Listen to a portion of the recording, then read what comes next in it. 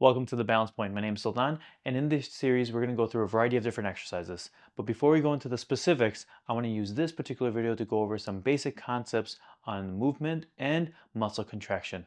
Let's get to it.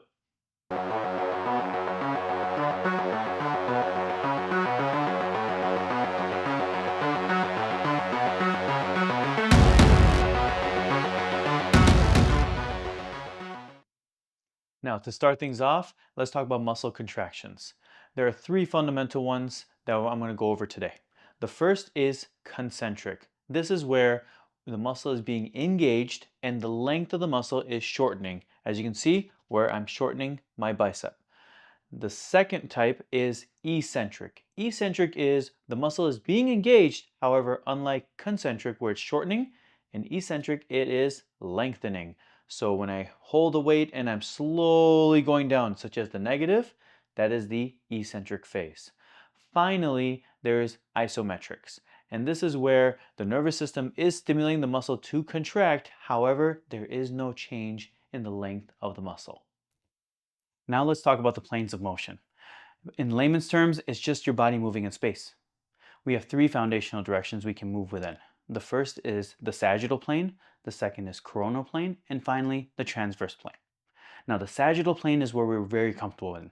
That's where we walk forward or we go backwards. And when we reach over with our hands to open a cabinet, we're doing it in the sagittal plane. Then we have the coronal plane. The coronal plane, also known as the frontal plane in some literature, this is perpendicular to the sagittal plane. So this is everything going sideways. So you can imagine someone working in a fast food restaurant, they tend to go sideways in the kitchen. Or simply taking your arm, reaching along the side to scratch the back of your neck. Finally, you got the transverse plane. Now the transverse plane is a rotationary plane. So this is where you're twisting along an axis. The best example is imagine my spine is the axis. I am going to take my body and twist along the transverse plane. Now it's important to note that if you're in one plane of motion, it's very stable, very safe.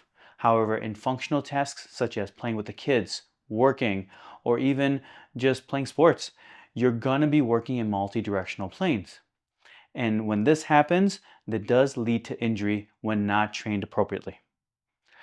Often, when you're working in these multi-directional or multi-planar motions, you need to have the best coordination, best mobility, as well as least amount of intensity. When people tend to go beyond the limits in these multi-directional planes, they're likely to injure themselves. So the next set of videos, we're going to go over exercises where I'm hoping to start with one direction, one plane of movement, and building on it so that you can see how you can advance that same exercise from one plane to multi-directional planes. Stay tuned. We'll see you in the next one.